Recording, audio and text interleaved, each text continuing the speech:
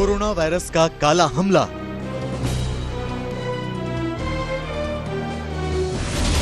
महामारी में black fungus की मुसीबत।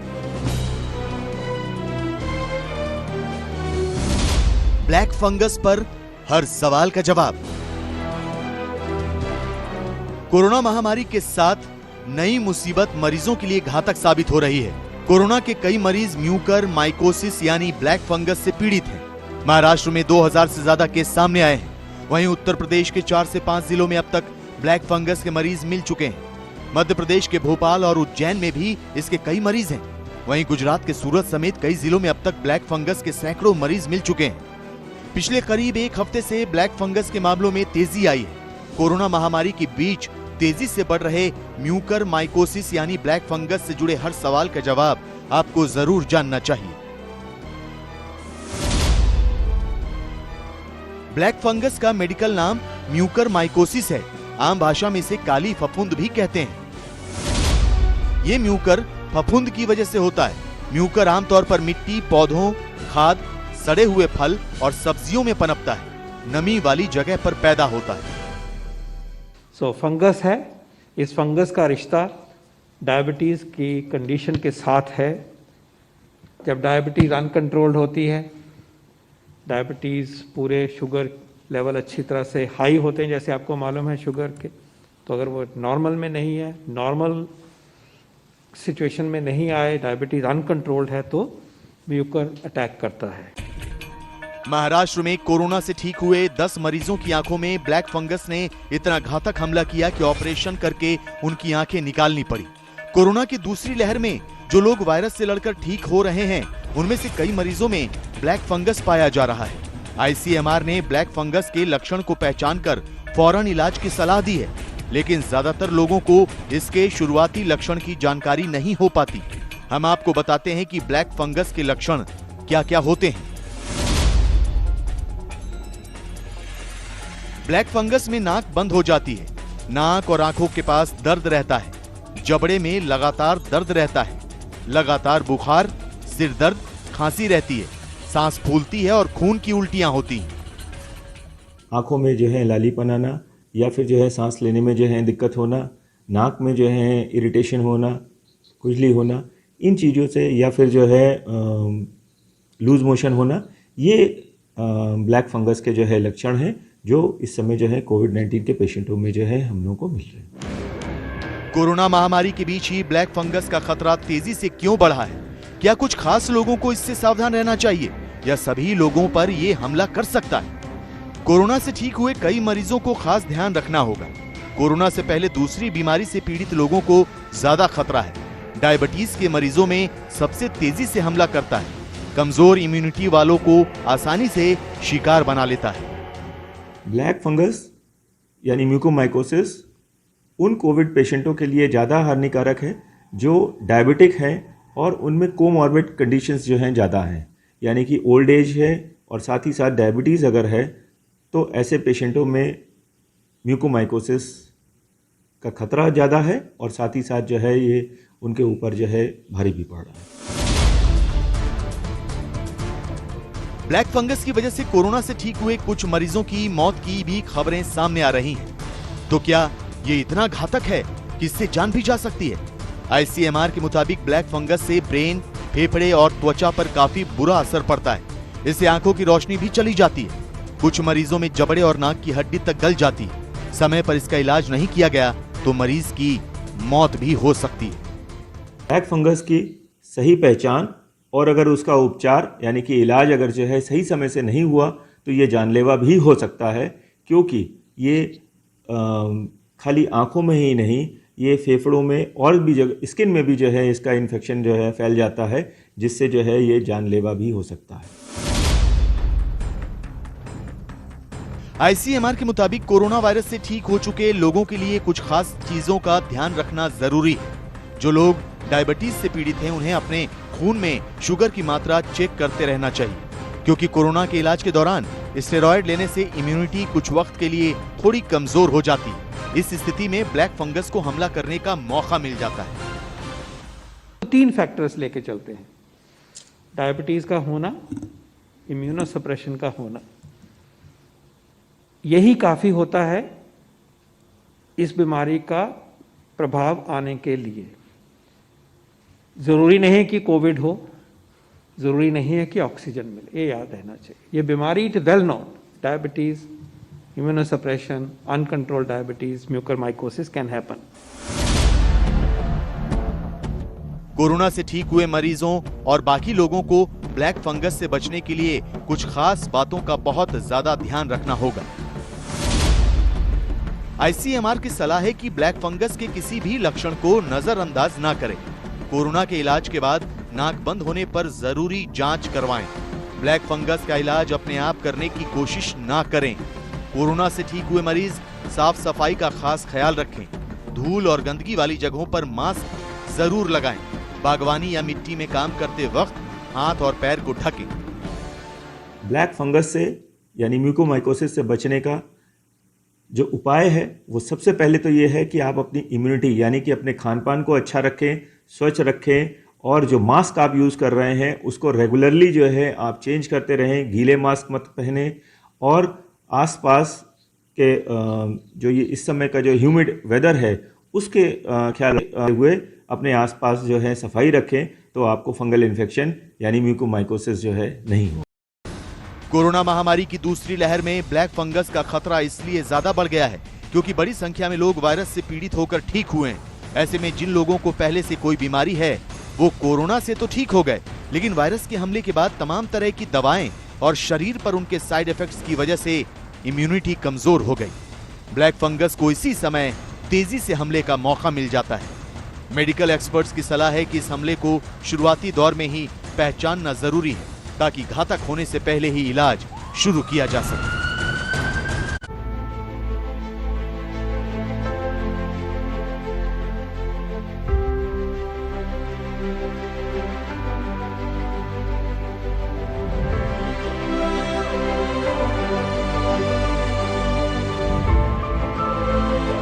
I think it's a great milestone, a great day. Extraordinary success we've had in vaccinating so many Americans so quickly. America में बहुत बड़ी खुशखबरी। That they are no longer recommending that fully vaccinated people need wear masks. Vaccine पूरी तो mask नहीं जरूरी। If you've been vaccinated, you don't have to wear your mask and you can shake hands. You can even give each other a hug.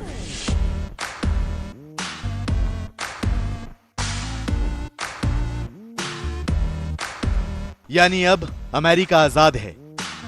लोग घूमेंगे, झूमेंगे, जहां दिल करेगा जाएंगे, जिससे चाहेंगे मिलेंगे। अब कोई रोकने वाला नहीं, कोई टोकने वाला नहीं। साफ साफ कहें तो ना कोरोना का कोई खौफ होगा, ना चेहरे पर कोई मास्क। बस शर्त इतनी होगी कि वैक्सीन की डोज पूरी होनी चाहिए। अमेरिका में लोगों को पिछले 1.5 साल में सबसे बड़ी खुशखबरी मिली। अमेरिका के रोग नियंत्रण और रोकथाम केंद्र, जिसे CDC कहा जाता है, उसने एक नई गाइडलाइन जारी की है जिसमें जनता को बताया गया है कि जिन लोगों ने वैक्सीन की दोनों डोज लगवा ली हैं उनके लिए अब मास्क लगाना जरूरी नहीं होगा। ऐसे लोगों को भीड़ भाड़ वाले इलाके, बस, ट्रेन, हवाई जहाज जैसी जगहों पर ना मास्क की जरूरत है ना सोशल डिस्टेंसिंग की। वैक्सीन लगवा चुके लोगों के लिए अब दफ्तर, स्कूल, कॉलेज जाने की छूट होगी। ये नियम आउटडोर और इंडोर दोनों जगहों पर भी लागू होंगे। हालांकि जिन लोगों को अब तक वैक्सीन नहीं लग पाई है उनके लिए पाबंदियां पहले की तरह लागू रहेंगी। We don't enforce it. We, in fact, if you haven't been vaccinated, wear your mask for your own protection and the protection of the people who are also have not been vaccinated yet. It's not an enforcement thing. We're not going to go out and arrest people. But the fact of the matter is, I still believe the vast majority of the American people care about the safety of their neighbors and care about the safety of their families.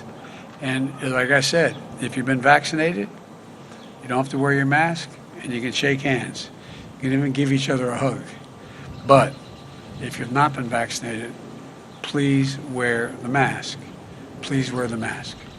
America में CDC ने इस guidelines से पहले एक research की है और इस रिसर्च में पाया गया है कि दुनिया भर में कोरोना के टीके बेहद कामयाब हो रहे हैं। जिन लोगों ने टीके लगवाए हैं उनके कोरोना से मारे जाने की संभावना बेहद कम है। अमेरिका का दावा है कि उनका वैक्सीनेशन प्रोग्राम बेहद कामयाब रहा है और वैक्सीन कोरोना के खतरनाक म्यूटेंट्स यानी वायरस के अलग अलग रूप के खिलाफ भी बेहद कारगर है।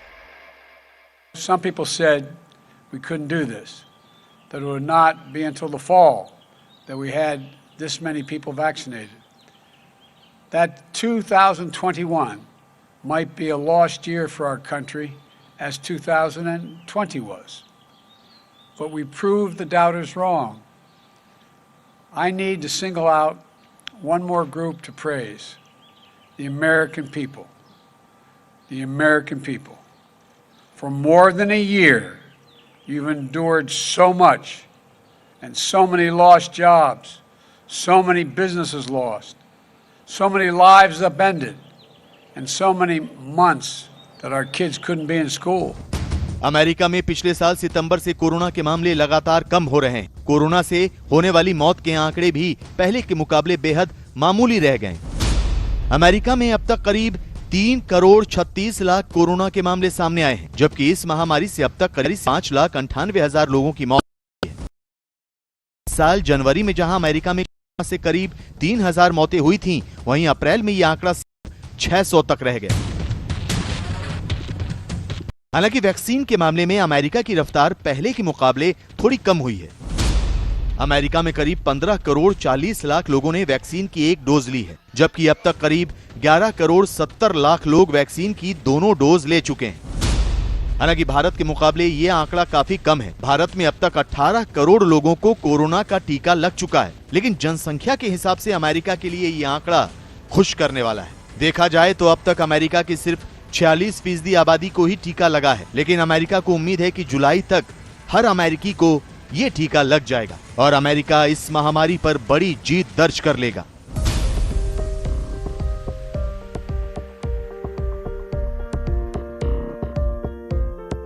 ऐसी ही एक अच्छी खबर और खूबसूरत तस्वीरें ग्रीस से भी आई हैं, जहां सरकार ने ऐलान किया है कि उनका देश अब पर्यटन के लिए फिर से तैयार है, यानी ग्रीस के खूबसूरत समंदर में रौनक एक बार फिर लौटने वाली है।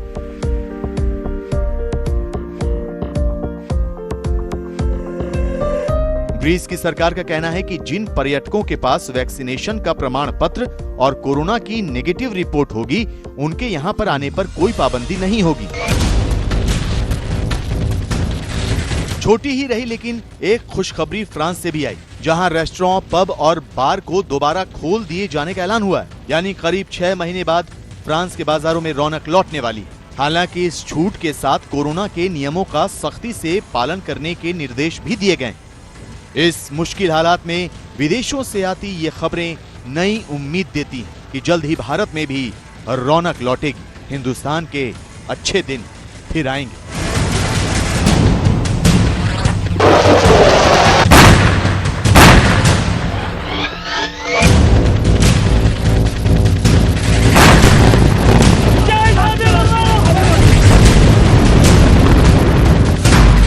फिलिस्तीन पर इजराइल की एयर स्ट्राइक।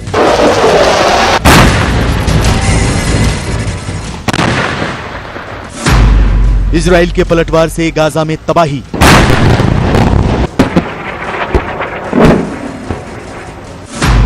दो 2021 के अग्नि युद्ध का अंजाम क्या होगा?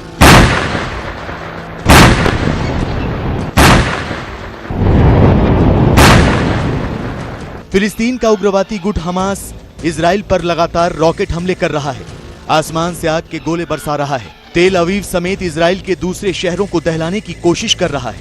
लेकिन हमास की यही आक्रामकता फिलिस्तीन के लिए काल बन गई है। इजराइल का पलटवार इतना घातक साबित हो रहा है कि गाजा पट्टी में लाशों के ढेर लगने शुरू हो गए हैं। अब तक 100 से ज्यादा लोग मारे गए हैं, जिनमें बच्चे भी शामिल हैं।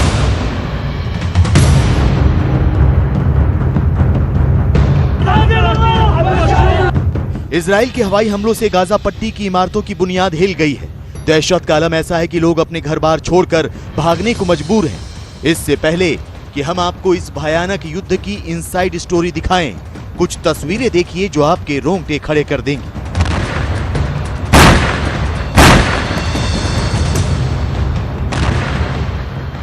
इजराइल की वायुसेना गाजा पर हवाई हमले कर रही है, जबकि उसके टैंक आग के गोले बरसा रहे हैं। यही नहीं, इजराइल ने अपनी थल सेना और आर्टिलरी को गाजा पट्टी के पास तैनात कर दिया है। इजराइल की ओर से दागी जा रही मिसाइलों और एयर स्ट्राइक से गाजा में कई इमारतें जमींदोज हो चुकी हैं, तो कुछ इमारतें किसी भी वक्त गिर सकती हैं। इजराइल का आरोप है कि हमास के उग्रवादी गाजा के पास बनी सुरंगों से जंग की मुनादी कर रहे हैं, लिहाजा उन्हें तबाह करने के लिए उसकी ओर से हमले किए जा रहे हैं। आलम यह है कि यहूदियों और अरब समुदाय के बीच खूनी संघर्ष का दौर भी शुरू हो गया है। The defense activity of Iron Dome batteries is giving us an offensive space, and the IDF has already attacked hundreds of targets. We will soon pass 1,000. We continue striking Hamas while defending our citizens. Israel ने साफ कर दिया है कि वो Hamas के नापाक इरादों के खिलाफ छेड़ी गई जंग को जारी रखेगा। इजराइल ने साफ कर दिया है कि जब तक हमास हमले नहीं रोकता, तब तक उसकी मिसाइलें भी कहर बरपाती रहेंगी। एक विदेशी अखबार में छपी रिपोर्ट के मुताबिक इजराइल और फिलिस्तीन के बीच जारी जंग में फिलिस्तीन के 119 से ज्यादा लोग मारे जा चुके हैं, जिनमें करीब 30 बच्चे भी शामिल हैं, जबकि फिलिस्तीन के करीब 850 लोग बुरी तरह जख्मी हुए हैं। इजरायली मीडिया की माने तो उसके 9 नागरिक अपनी जान गंवा चुके हैं, जिनमें 2 महिलाएं भी शामिल हैं। What should be condemned here is the Israeli aggression, the Israeli occupation, the Israeli apartheid system. It's time for the whole world to stop holding Israel impunitive to international law. Israel is committing war crimes, 3 war crimes: persecution, apartheid, and occupation. Yeah. These crimes have to stop, and it is not acceptable. साफ जाहिर है कि फिलिस्तीन के उग्रवादी गुट Hamas ने जो जंग छेड़ी है, उसका खमियाजा फिलिस्तीन को ही भुगतना पड़ रहा है, क्योंकि इजराइल फिलिस्तीन से कहीं ज्यादा ताकतवर मुल्क है। इजराइल के पास एयरफोर्स है, एयर डिफेंस सिस्टम है, किलर ड्रोन है और खुफिया जानकारी जुटाने का एक सिस्टम है, जिनके बलबूते वो जब चाहे गाजा पट्टी को निशाना बना सकता है। हालांकि फिलहाल इजराइल ये दावा कर रहा है कि वो सिर्फ उन ठिकानों को ही टारगेट कर रहा है जहां हमास के उग्रवादी मौजूद हैं, जहां हमास ने सुरंगें बना रखी हैं और उन सुरंगों से इजराइल के शहरों पर रॉकेट बरसा रहा है। देखिए ये वीडियो, जिसमें इजराइल की सेना गाजा पर हवाई हमलों के पीछे कुछ इसी तरह का तर्क दे रही है। ما قلنا لك في خرابه ورا، ليش تأذي الدور اللي قدام؟ طيب ماشي، انا فاهم قصدك اخوي، ان شاء الله بس الاماره هذه تكسر يعني مش هيأثر على الدور اللي حواليها؟ इस बातचीत के बाद ही इजराइल की ओर से वार्निंग के तौर पर एक बम सड़क पर गिराया जाता है और चंद सेकंड के बाद एक मिसाइल उस इमारत को धराशायी कर देती है, जिसे गिराने की बात इजराइल की सेना कर रही थी। हालांकि जिन इलाकों में हवाई हमले हुए हैं, वहां फिलिस्तीनियों की इतनी सघन आबादी है कि हमास और इस्लामिक जिहाद जैसे संगठनों के ठिकानों से उन्हें अलग कर पाना बहुत मुश्किल है। ऐसे में उंगलियां इजराइल पर भी उठ रही हैं। सवाल उठ रहे हैं कि कहीं इजराइल हमास की आड़ में रिहायशी इलाकों को तो निशाना नहीं बना रहा, जबकि इजराइल ये दलील दे रहा है कि वो हमास के ठिकानों और उन सुरंगों पर ही बमबारी कर रहा है जहां से उसके शहरों पर रॉकेट दागे जा रहे हैं। ब्रिटेन के एक अखबार में छपी रिपोर्ट के मुताबिक इजराइल ने एक रात में गाजा पर 1000 से ज्यादा बम बरसाए हैं। ये इजराइल की ओर से किया गया अब तक का सबसे बड़ा हमला है। यही नहीं, इजराइल के हजारों सैनिक गाजा बॉर्डर की ओर रवाना कर दिए गए हैं। वहीं हमास अब भी इजराइल पर रॉकेट से हमला कर रहा है। 3 रॉकेट तो लेबनान की ओर से भी दागे गए हैं, जहां उग्रवादी संगठन हिजबुल्लाह का प्रभाव है। यानी युद्ध का दायरा बढ़ता जा रहा है। हालांकि सुपर पावर अमेरिका ने एक बार फिर इजराइल का समर्थन किया है और उसकी ओर से किए जा रहे हमलों को एक बार फिर आत्मरक्षा की संज्ञा दी है। I think the president took the appropriate, proportionate response to it all. The fact is that we have a very close relationship with Israel, and Israel's security is a national security issue for us as our friend, a democratic country in the region. But there is a Palestinian power struggle, and this is about Hamas. So I wouldn't just label it Palestinian. I would say Hamas. And Hamas is threatening the security of people in Israel. Israel has a right to defend itself. Israel के हमलों से फिलिस्तीन कराह रहा है, Hamas की भूल की कीमत फिलिस्तीन के आम नागरिकों को जान गंवाकर चुकानी पड़ रही है। यही नहीं, उन इलाकों में भी खूनी संघर्ष शुरू हो गया है जहां यहूदी और अरब समुदाय के लोग मिलजुल कर रहा करते थे। ये तस्वीरें इजराइल की हैं, जहां अरब समुदाय के लोगों ने कार सवार फिलिस्तीनियों पर पत्थरबाजी शुरू कर दी। पहले तो कार सवार लोगों ने बचने की कोशिश की, लेकिन इसके बाद उनका गुस्सा भी भड़क उठा और उन्होंने पत्थर बरसा रहे लोगों को कार से कुचलने की कोशिश की। इस कोशिश में एक शख्स घायल हो गया। हालांकि इजराइल की पुलिस वहां पहुंच गई और भीड़ में फंसे कार सवार लोगों को बचा लिया। फिलहाल तनाव का माहौल है। इजराइल के कई शहरों में हिंसक झड़पें हो रही हैं। गाजा पट्टी के पास इजराइल की टैंक आर्मी को तैनात कर दिया गया है, जो लगातार गाजा पर गोले बरसा रही है। वहीं इजराइल की वायुसेना हवाई हमले भी जारी रखे हुए है। लिहाजा शांति बहाल करने और जंग की इस आग को ज्यादा भड़कने से पहले ही बुझा देने की सख्त जरूरत है। संयुक्त राष्ट्र सुरक्षा परिषद की रविवार को एक बैठक होने वाली है, जिसमें इस मुद्दे पर चर्चा होगी। ऐसे में उम्मीद है कि संयुक्त राष्ट्र 2 देशों में जारी इस संग्राम को रोक पाएगा।